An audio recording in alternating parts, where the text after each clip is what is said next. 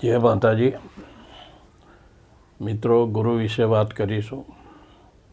ગુરુ ગોવિંદ દોનો ખડે કિસકો લાગુ પાય, બલિહારી ગુરુદેવ કી ઉन्हें કરું પ્રણામ। મિત્રો, ગુરુ વગર જ્ઞાન નકામું છે। આપણો પહેલો ગુરુ આપણી માતા છે, જેને આપણને શિસ્ત શીખવાડ્યું, સારા સંસ્કારો આપ્યા। ગુરુના ઘણા પ્રકાર છે। ગુરુને દેવોના ગુરુ કહેવામાં આવે છે। દાનવોના ગુરુ શુક્રાચાર્ય છે, જ્યારે દેવોના ગુરુ બૃહસ્પતિ છે। કુંડળીમાં ગુરુની સારી પોઝિશન હોય તો ગુરુ જ્ઞાન આપે છે। ગુરુ પ્રોટેક્ટિવ પણ ગ્રહ છે, તમારું રક્ષણ કરનાર છે। તમારી પાસે બુદ્ધિ હોય, જ્ઞાન હોય તો ઘણી બધી બાબતથી તમે બચી શકો છો। ગુરુ સારા મિત્રો આપે છે, ગુરુ સારું શિક્ષણ આપે છે, સારું જ્ઞાન આપે છે। પાયાના જે બેઝિક સંસ્કાર છે, એટલે પહેલો ગુરુ માતાને કહેવામાં આવે છે। એ આપણને સાચું બોલતા શીખવાડે છે, વડીલોને પ્રણામ કરવાનું, નિયમિત ઉઠવાનું, નિયમિત ટાઈમસર ખાવા પીવાનું, આ બધું પાયાનું જ્ઞાન આપણી માતા આપે છે। એટલે પહેલાં ગુરુ આપણી મા બાપ છે। તમે શ્રી રામચંદ્ર ભગવાન જુઓ, કૃષ્ણ જુઓ, એ બધા અવતારી પુરુષો હતા, છતાં એમના ગુરુ હતા। એમને બાણ વિદ્યાને એ બધું જે શસ્ત્ર વિદ્યાઓ શીખી, ગુરુ પાસેથી શીખી। એ લોકો અવતારી પુરુષ હોવા છતાંય ગુરુને માનપાન આપતા હતા। તમે સ્કૂલમાં જુઓ કે જ્યારે શિક્ષક કોઈ પ્રશ્ન પૂછે તો જે બાળકનો ગુરુ સારો હશે એ જમણા હાથની અંગૂઠાની બાજુની ગુરુની આંગળી ઊંચી કરશે। એને ગુરુ વિશે, જ્યોતિષ વિશે કોઈ ખબર નથી, પણ ગુરુની આ પહેલી નિશાની। પણ અર્જુનના પણ ગુરુ હતા, એકલવ્યના પણ ગુરુ હતા, પણ બંને જે વિદ્યા પ્રાપ્ત કરી એમાં ફેર હતો। અર્જુન ઇતિહાસના પાના પર છવાઈ ગયો। ગુરુ પાસે હંમેશા માન મર્યાદા જાળવો, એમની સલાહ સૂચન મુજબ ચાલો, કેમ કે ગુરુ એવું ઈચ્છે કે તમે કોઈ પણ બાબતમાં નિપુણ થાઓ, સારી બાબતમાં।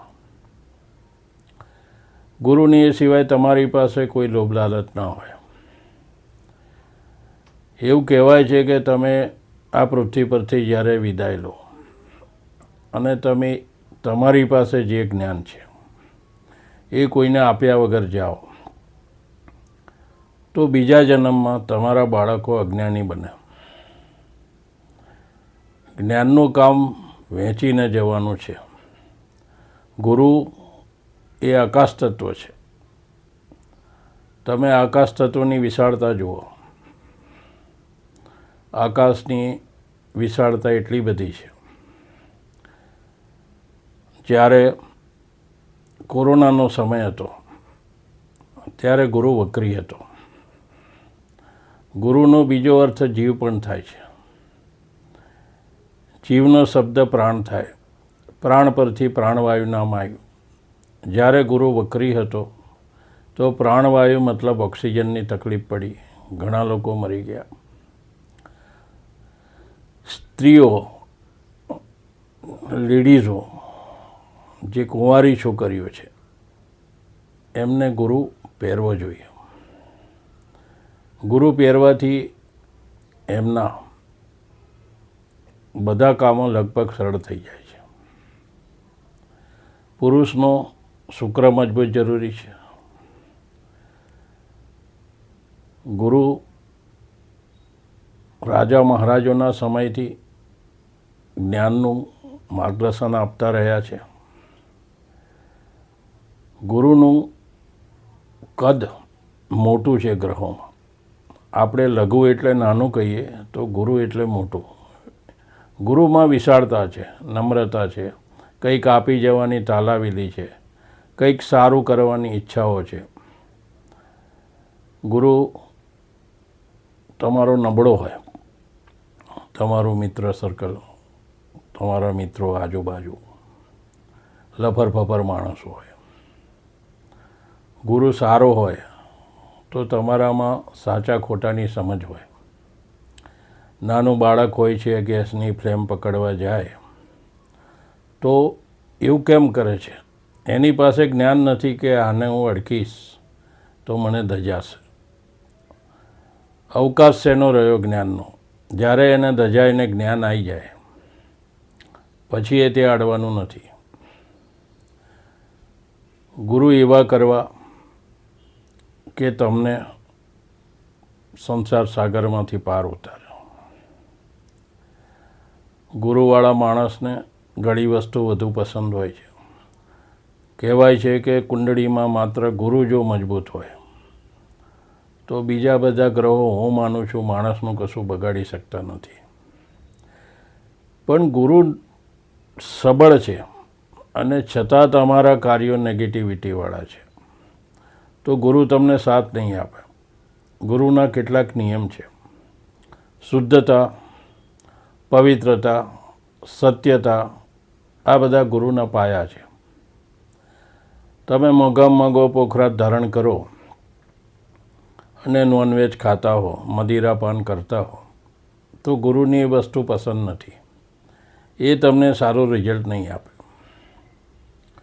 સમજો કોઈ ગરીબ માણસ છે, એની કેપેસિટી નથી પોખરાજ પહેરવાની, તો પંચાંગ પ્રમાણે જ્યારે પણ ગુરુ પુષ્ય નક્ષત્ર આવતું હોય, બજારમાંથી આખી હળદરના ગાંઠિયા 9 નંગ લઈ આવો. પીળા આસન પર બેસી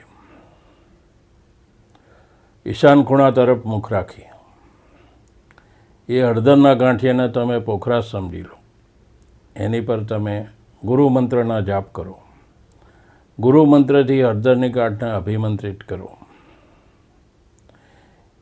એ હળદર તમારા પોકેટમાં, તમારા ગળામાં, ખિસ્સામાં, તમારા ધંધાના સ્થળે રાખો. ચોક્કસ મોંઘો ગુરુ પહેર્યો હોય, મોંઘો પોખરાજનો નંગ પહેર્યો હોય, એ રિઝલ્ટ તમને આ ગુરુ આપશે. બીજી વાત કહું કે ગુરુવાળાને ગળ્યું વધારે પસંદ. એની નેગેટિવ સાઇડ ઇફેક્ટ ડાયાબિટીસ આવે. તમે જુઓ કે કદમાં હાથી વજનદારને મોટો છે, વિશાળ છે, તો એને જે કેળા છે, શેરડી છે, આ બધું બહુ ભાવે છે. ગોળ છે, કદમાં મોટો છે, બળમાય વધારે છે. તો ગુરુની એક લાક્ષણિકતા છે, દરેક વસ્તુનું સિક્કાની બે બાજુ જેવું હોય. ગુરુમાં પણ એવું છે. એની નેગેટિવ સાઈડ એ છે કે અભિમાન. માણસ પાસે બહુ જ્ઞાન હોય, બહુ જ્ઞાની હોય તો એ નાના માણસ જોડે વાત ના કરે. એટલે ગુરુની સાઈડ ઇફેક્ટ એ છે કે માણસને અભિમાન આવે. અભિમાન એ પતનનું પહેલું પગથિયું છે. જ્યારે કોઈ મહાન વ્યક્તિ અભિમાનનો શિકાર બની ત્યારથી એના પતનના પગથિયા શરૂ થયા. કેમ કે જ્ઞાની માણસ પાસે નમ્રતા હોય, એને ભેદભાવ ના હોય. ગુરુ જ્ઞાન વહેંચવામાં માને છે. એને શુદ્ધતા છે, એનામાં પ્રામાણિકતા છે. ગુરુ વિશે તમે જોજો કે ધનુર્વિદ્યાના ગુરુ હતા, તલવારબાજીના ગુરુ હતા. જે તમને વિદ્યા આપે છે, અત્યારના જમાનામાં તમે જુઓ યોગ ગુરુ, યોગમાં માસ્ટરી છે બાબા રામદેવ, સંતોમાં શિરોમણી ડોંગરેજી મહારાજ. ટૂંકમાં જેટલા પરમ પૂજ્ય ધર્મ ધુરંધર, પપુ ધધુ, એ બધાના ગુરુ સારા.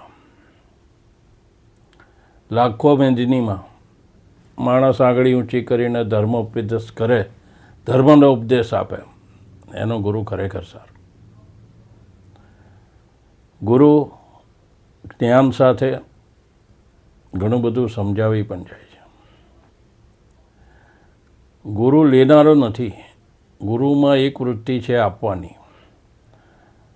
મેં એવા શિક્ષકો જોયા છે કે સ્કૂલ છૂટ્યા પછી કોઈ ગરીબ છોકરાને ગણિતનો દાખલો ના આવડતો હોય તો એ લોકો પોતાનો કિંમતી સમય બગાડી 10 મિનિટ મોડા ઘરે જાય, સ્કૂલના ઓટલે બેસીને એના પ્રશ્નોનું નિરાકરણ કરે. આ બધા સાચા ગુરુ થઈ ગયા. અત્યારે કળિયુગ જે સાહેબ, અત્યારે ગુરુ ઘંટાલો જ છે બધા. શિક્ષક વિદ્યાર્થીને જે શીખવે એની સામે વિદ્યાર્થી કંઈક ગુરુ દક્ષિણા આપે. અત્યારે કળિયુગમાં ઊંધું છે, દક્ષિણા પહેલી નક્કી થાય પછી જ્ઞાનનો વારો આવે. યુગ એવો છે, કળિયુગ છે, બીજો કોઈ રસ્તો નથી. રાહુનો ટાઈમ છે. અત્યારે તમે જુઓ આ યુગમાં જે સજ્જન માણસો છે બહુ હેરાન થાય છે, સાચા માણસો બહુ રીબાય છે. જે લફંગા છે એસ કરે છે, કેમ કે રાહુનો સમય ચાલી રહ્યો છે. રાહુનું ગુરુ સાથે કોમ્બિનેશન થાય, એને જ્યોતિષ વિદ્યામાં ચાંડાળ યોગ કહેવામાં આવે છે. ચાંડાળ એટલે સ્મશાનમાં જે મડદા બાળતો હોય એને ચાંડાળ કહેવાય. તમે એનું શાર્પ નિરીક્ષણ કરજો. એ વૃત્તિ આજના યુગમાં તમને ઘણે બધે જોવા મળશે. તે સાચા ગુરુ હતા. એમને શિષ્યો સાથે કોઈ લાભની અપેક્ષાઓ હતી નહીં. તમે ધર્મગુરુમાં જેટલા જુઓ છો, દલાઈ લામા લઈ લો, મોટા મોટા મહારથી છે જે લાખોની મેદનીને સંબોધન કરે છે. આ બધા ગુરુના પ્રભુત્વ નીચે આવે છે. ગુરુ એનો અધિકાર શરીરમાં પેટ ઉપર છે.